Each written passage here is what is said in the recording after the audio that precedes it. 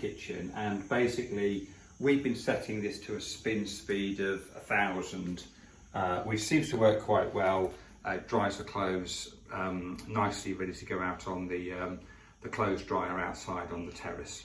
And then we're setting this here to, we're using 40. We think that again that works quite well. And then so you obviously put your clothes in, and then we've just got these tablets here. So we're just using one of those tablets and shut the door. You set the spin speed, you set the wash that you want, and then we're also recommending you select Express.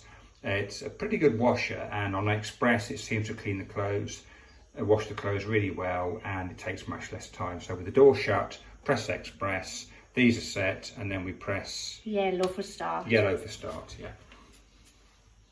Okay.